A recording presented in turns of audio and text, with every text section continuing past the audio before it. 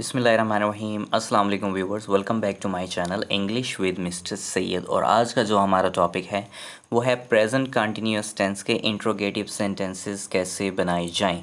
तो चलें स्टार्ट करते हैं। देखें, उर्दू अलामत चेंज नहीं होने वाली, उर्दू अलामत वही रहेगी कि उर्दू फ़िक्रे के आखिर में रहा है, रही है, रहे हैं, रहा हूँ या फिर रही हूँ वगैरह आता है। अब हमने एजर्टिव सेंटेंसेस में जो मिसालें की थी वही हमने नेगेटिव सेंटेंसेस में की हैं, और मैं उन्हीं मिसालों को आगे लेके चलता हूँ इंट्रोगेटिव सेंटेंसेस के लिए, ताकि आप बच्चों को क्लियर हो जाए कि जो है ना बिल्कुल भी कोई भी चेंजिंग नहीं होती, बिल्कुल माइनर सी हमने हल्की फुल्की सी चेंजिंग करनी होती है। जैसे नेगेटिव सेंटेंसेस में हमने नॉट लगा दिया था, और इंट्रोगेटिव सेंटेंसेस में भी ज़्यादा चेंजिंग नहीं होगी, जस्ट हेल्पिंग वर्ब को हमने उसकी जगह चेंज करनी है, बाकी फॉर्मेशन वैसे की वैसी ही रहने वाली है। तो चलें स्टार्ट करते हैं। अब पहली मिसाल देखें, क्या मैं अपना होमवर्क लिख रहा हूँ। मैंने 12 वीडियोज़ में बताया है आपको कि इंट्रोगेटिव सेंटेंसेस दो किस्म के होते हैं। एक वो होते हैं जिसमें हम किसी से क्वेश्चन पूछते हैं जिसका आंसर जस्ट येस या नो में बनता है। अगर हम किसी से ये सवाल करें कि क्या ये बात ऐसी है, तो सामने वाले का जवाब जस्ट या तो येस में होगा या फिर नो में होगा, डिटेल्ड आंसर नहीं होगा। तो जब हम किसी से हाँ या ना में कोई क्वेश्चन पूछेंगे, उसमें हमने क्या करना है, उसमें जस्ट उस फॉर्मेशन के जो हेल्पिंग वर्ब होंगे उसको उठा के हमने स्टार्ट में पुट कर देना है। अभी जब नेक्स्ट स्लाइड में हम जाएंगे तो आपको ज़्यादा क्लियर वाज़े हो जाएगा। अब ये जितनी भी एग्जांपल है ना, यानी कि सिंपल इंट्रोगेटिव सेंटेंसेस पे आज की हमारी वीडियो है, इसमें जितने भी क्वेश्चन पूछे जाएंगे उसमें जस्ट आपने हाँ या ना में आंसर करना होगा। अब पहला देखें, क्या मैं अपना होमवर्क लिख रहा हूँ। उर्दू अलामत रहा हूँ आ गया है, और हम इसमें क्या कर रहे हैं, सामने वाले से क्वेश्चन कर रहे हैं कि क्या मैं ऐसा काम कर रहा हूँ। तो सामने वाला क्या आंसर करेगा, सामने वाला आंसर करेगा यस या फिर नो, कोई डिटेल्ड आंसर नहीं देगा। दूसरी एग्जांपल देखें, क्या बच्चे शोर मचा रहे हैं। यस या नो में आंसर बनता है।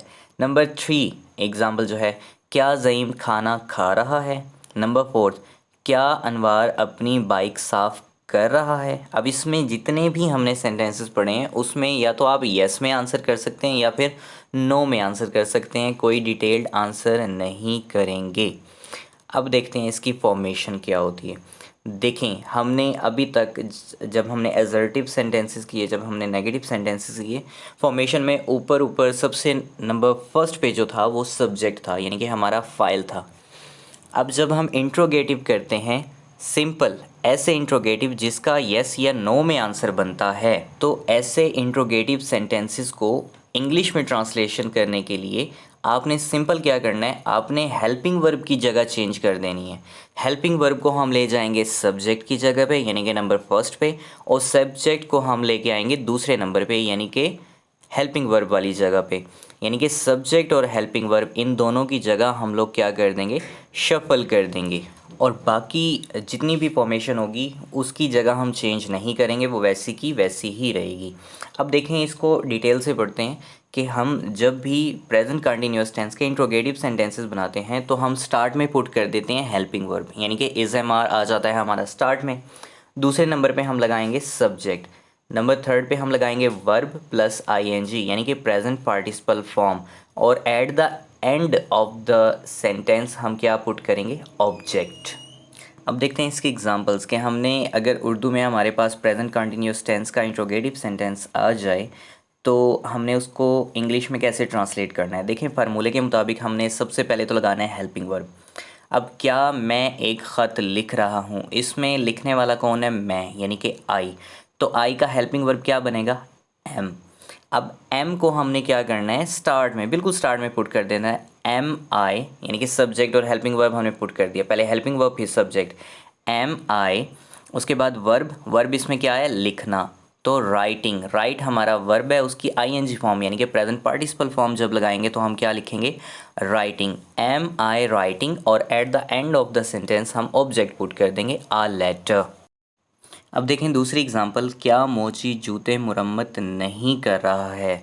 समटाइम्स हमारे पास ऐसे सेंटेंसेस भी आ जाते हैं, यानी कि होते इंट्रोगेटिव हैं लेकिन उसमें नेगेटिविटी भी होती है, यानी कि निगेशन भी की जाती है, नेगेटिव भी बताया जाता है। जैसे इस एग्जांपल में है कि क्या मोची जूते मुरम्मत नहीं कर रहा है। आपने बिल्कुल परेशान नहीं होना, सारी फॉर्मेशन वैसे ही रहेगी। अब हम ज़रा नेगेटिव सेंटेंस की जो हमने वीडियो बनाई थी उसमें देखें ना, हमने हेल्पिंग वर्ब के बाद नॉट पुट किया था, यानी कि तीसरे नंबर पे हमने नॉट पुट किया था। अब यहाँ पे जगह किस किस की चेंज हुई है, सब्जेक्ट और हेल्पिंग वर्ब की। तो पहले दो की जगह चेंज हुई है, तीसरे की जगह चेंज नहीं होगी। अब उसके मुताबिक ज़रा देखें कि हम क्या इसकी ट्रांसलेशन कर सकते हैं। सबसे पहले हमने इज़ लगाना है। इज़ क्यों लगाना है, क्योंकि कॉबलर जो है वो सिंगुलर है, तो हेल्पिंग वर्ब स्टार्ट में हमने इज़ लगा देना है। उसके बाद हमने लगाना है सब्जेक्ट, और सब्जेक्ट इसमें क्या है, कॉबलर। तो कॉबलर के मुताबिक हेल्पिंग वर्ब हमारा इज़ ही बनता है, सिंगुलर है क्योंकि। तो इज़ द कॉबलर। अब देखें इन दोनों की जगह तो चेंज हो गई, कॉबलर और इज़ की। नंबर थर्ड पे नॉट था, तो हमने नॉट ही रहने देना है, उसकी जगह चेंज नहीं करनी है हमने। फॉर्मेशन सारी वही रहेगी, सिर्फ थर्ड नंबर पे हम लोग क्या पुट कर देंगे, नॉट पुट कर देंगे, जैसे हमने नेगेटिव सेंटेंसेस किए थे। तो अब ज़रा डिटेल में इसको देखते हैं कि क्या हमने करना है और क्या नहीं करना। सबसे पहले हमने हेल्पिंग वर्ब लगाना है, यानी कि इज़ हमने लगा दिया। उसके बाद हमने सब्जेक्ट लगाना है, द कॉबलर लगा दिया। उसके बाद चूँकि नेगेटिव सेंटेंस है तो हमने नॉट भी लगाना है नंबर थर्ड पे। नेगेटिव सेंटेंसेस में भी हमने यही किया था कि थर्ड नंबर पे नॉट लगाया था हेल्पिंग वर्ब के बाद। अब चूँकि हेल्पिंग वर्ब की तो जगह चेंज हो गई, तो नॉट की जगह आप चेंज नहीं करेंगे, वो थर्ड नंबर पे ही रहेगा। तो is the cobbler not number third पे, सॉरी इसमें नंबर फोर्थ पे। वैसे तो थर्ड बनता है कि वर्ब और आईएनजी प्रेजेंट पार्टिसिपल फॉर्म, लेकिन चूँकि ये नेगेटिव सेंटेंस है तो हमने नॉट भी पुट किया है, तो नंबर फोर्थ पे हम क्या लगाएंगे, वर्ब। और वर्ब की कौन सी फॉर्म लगाते हैं, प्रेजेंट पार्टिसिपल फॉर्म लगाते हैं, यानी कि आईएनजी फॉर्म। तो क्या बनेगा, मेंडिंग। और at the end of the sentence हम ऑब्जेक्ट पुट करेंगे, तो वो क्या होगा, the shoes. Is the cobbler not mending the shoes. Number third example देखें, क्या वो खेल के मैदान में फुटबॉल खेल रहे हैं। Are they playing. अब हमने हेल्पिंग वर्ब आर क्यों लगाया, क्योंकि हमारे पास जो सब्जेक्ट है वो प्लूरल है। Are they playing, present participle form आ गई वर्ब की।